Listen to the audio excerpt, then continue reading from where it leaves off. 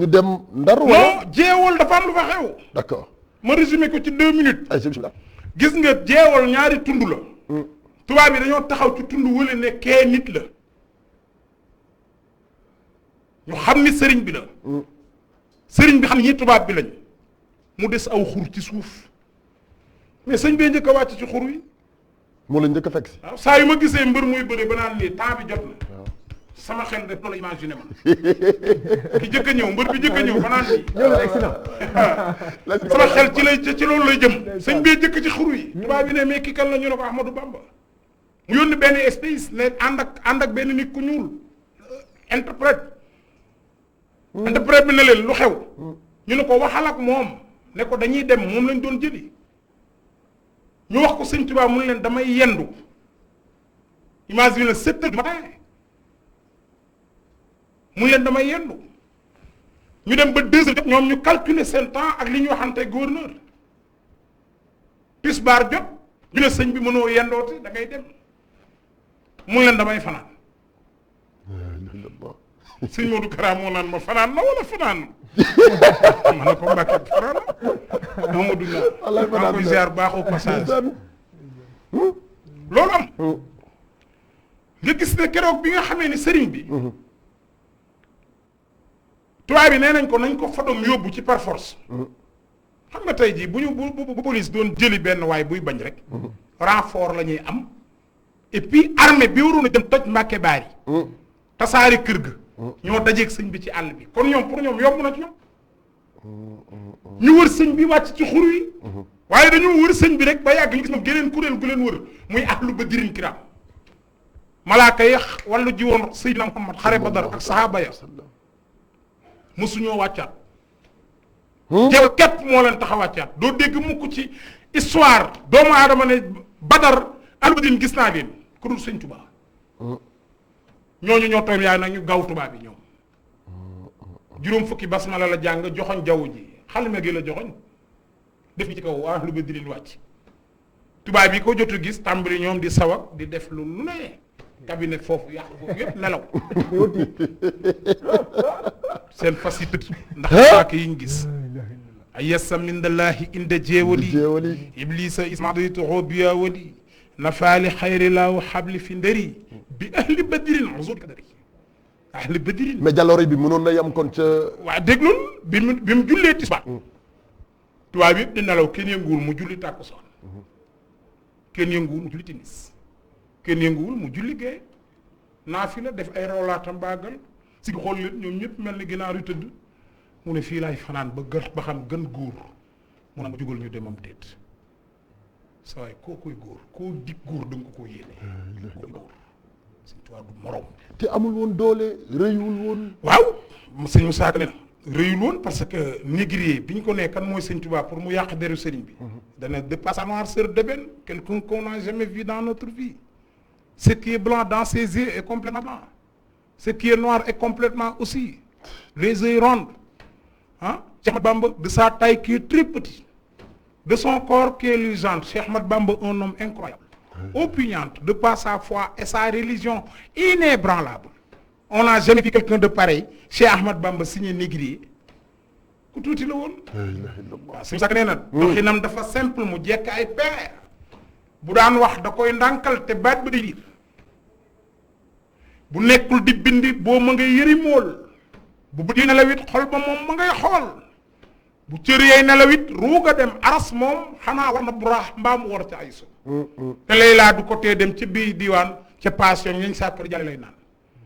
borom taar bile semmal na saaru mbar daan tabaaraka ma jàngal ko saaru xaan bu injiil ñëwaatoon mu mel ni Moussa bu tawarit ñëwaatoon mu fardi Isa sa géej xikkam raw na géeju Luqmaan sa waxtaanee xeddiis semmal na Nuxmaan xasaay yi nga feeñal mënee su koo móol xajaayib yi nga feeñal mënee su koo jeel ci mulku ngay fanaane gàmbaal malaaka yi jabaroot far la war di sàbbaal te koo tafli sa rol lor yi tofal ko busra mu tàggoog lor yi duniyaa kasaaka uxra foofu la sëñ Muntaxa ne bu nu desee jéewal rek mun naa ni mun dama na nekk émission dama ne la woon di jee man moo tax boo gisee télévision yëpp ak may invité yu c'est vrai bëri mais ñu bëri dama leen a gàntal man mënumaa co sëñ bi surtout période bii nu ne.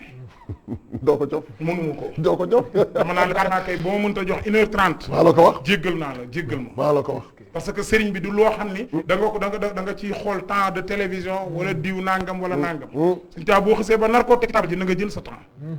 parce que 7 ans 9 mois du lu ñuy résumé ci ay. déedéet damay wax ci moom dafa war a leer nañ. voilà looloo tax ma nangul la lii. mais barke Cheikhouna Khadim. sama appel bii ñiy woote ñëpp site internet yeeg télé yaa ngi taxaw. maa la ko wax mais yéen laa may di. dama bëgg ñu dem directement foofu lee ca Gabon. yow en tant que nit koo xam ne da ngay gëstu. ci yoonu Serigne Bamba. da ngay xool pour xam lu bëri ci yoonu Serigne Bamba. li nga fekkeewul tey macha allah lu ci bari maîtriser nga ko xam nga ko ndax da nga dem gëstu ji ko ba teg sa bët ba nga demoo Gabon lan nga fa fekk. waaw loolu damay sant sëñ Touba di sant ki ma yóbbu Gabon soxna Momi Kébé. la sëñ Baaram moom sëñ Mamor maa ngi ñaan sunu borom yokk leer. amiin ñuy waxtaan ci kër soxna Momi. soxna Momi Kébé mu ne ma kii foog mu dem Gabon ndekete ñoom ñi ngi togg ñu dégg la caravane de Mayumba.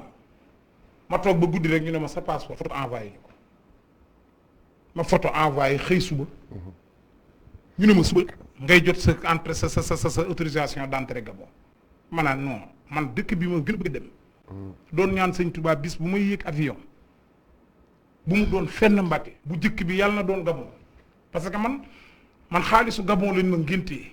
comment Montagne Sainte palais Omar Bongo sama ñoom papa ko tabax muy maçon yi ñu jëlee woon fii en 76.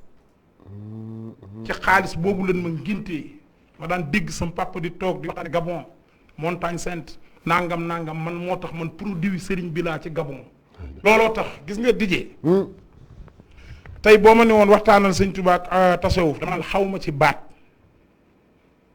na leer woowal diw laa wax woowal suñu Xaadim Njaay tasawuf wala Xaadim Njaay Kayaar ñooñu ñoo xam loolu waaye bu la waxee waxal ci Serigne Bamba ca Gabon. boo ma nee waxal ci sëñ Tuubaa fiq man la woowal sëñ Mbàkke Abdourahmane wala Imaam Cheikh wala keneen boo ma nee waxal ci sëriñ beeg mag ñi dama naan la woowal sëñ Gànne Mesere wala keneen ak keneen ak keneen ak keneen donte ñoom néewuma la mënuñu lii may def waaye yoonu géej gi man maay Maam Mor Mbaay yoonu géej gi ma la ko wax loolu la yàlla dogal tukki bi moom màggal gi moom na ko ñëpp bàyyeeg man maa la ko wax moo tax ñu invité la moo tax ñu invité la loolu la yàlla dañoo bëgg nga wax léegi nag Gabon waaw sëriñ bi mu jógee Ndar bi mu ñëwee Jawal Ndar la ñëw def fa 45 jours monsieur jouram bi mu am foofu lañ ko boole woon ak gaynde ci jardin d'essai lors de sa déportation fut enfermé dans une cellule de jardin d'essai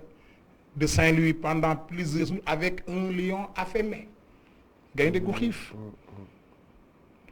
mu taxal leen ak tribunal ba la fa xew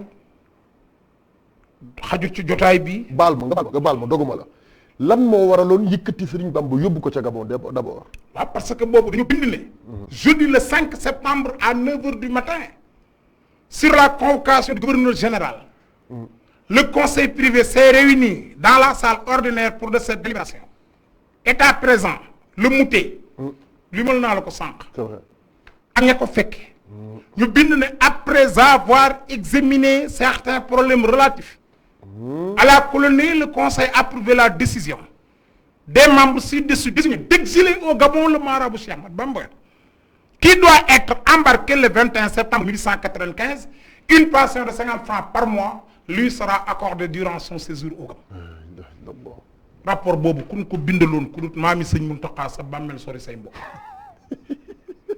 man maam Mor maa ko wax ñu jëlee ko fa indi ko Dakar mu def fi ñetti guddi sëriñ bi ñetti guddi ñu ko fanaanal fii ci Cëddeem Cëddeem mooy fan kër Ibra Binte Gueye ci Difoncé kër gi féete ko sëñ Modou Safa Sow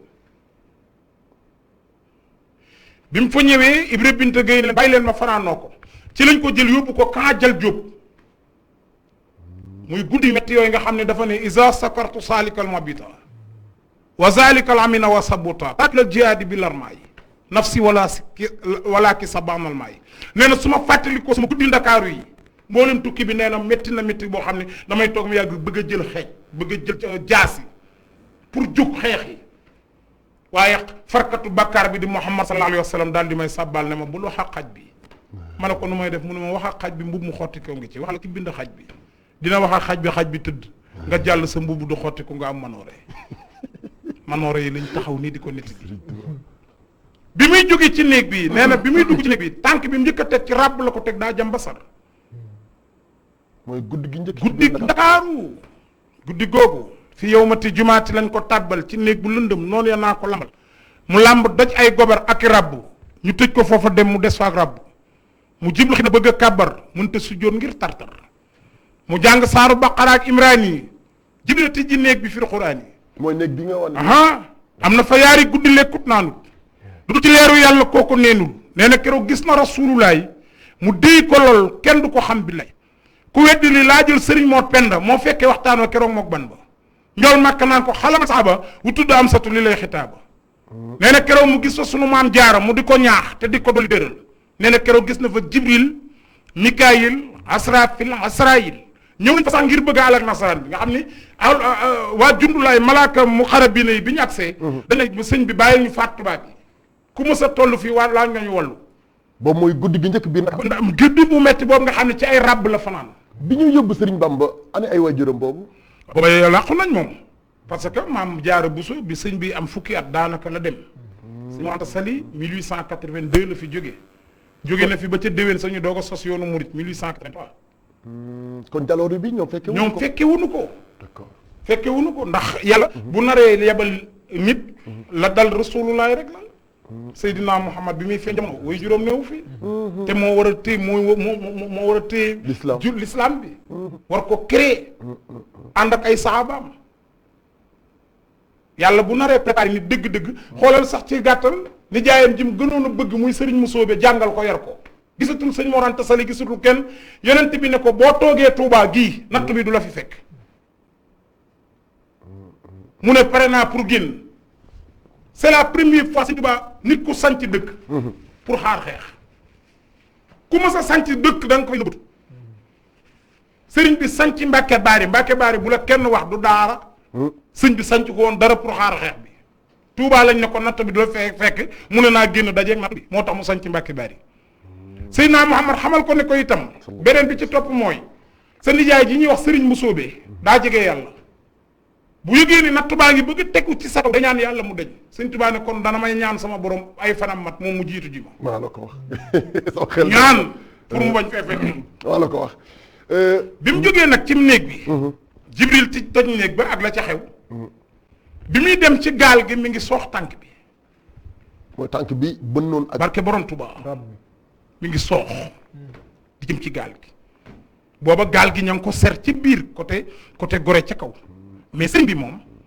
booba ay gaal yu ndaw ñoo ko yóbbu ci gaal gu mag loolu dégg naa ko ci sëñ ma Lamine Diop dagg na ci téeréem bi tudd Irwaa'u Nadiim bi nga xamee ne agsi na ci bato bi pour ma wax la ne la man yoonu géej gee ma ñor dinaa la sax biographie bato bi wax la identité ah ouais bato bi zone brute la woon ñu ngi ko liggéey en 1882 bato bi mi ngi duré 25 ans 1907 la suux bato bi mi ngi tudd Ville de Pernambouc bato bi mi ngi guddee 94 mètres mi ngi yaatoo 11 mètres virgule 7 1000 chevaux la gaal googu 1000 chevaux la ki ko doon dawal ngi tudd Ruxu sax yàlla da ko dimbali ba bato bi indi Sëñ Tuubaa moo ko dawalaat parce que waa marine marchande dañoo bari ay bateau moom mu tombé ci dawaat na 7 ans et quelque war a ñibbisi war a jóge Gabon ñëw moo yebaat sëñ bi moo tax c'est un témoin d'histoire Ruxu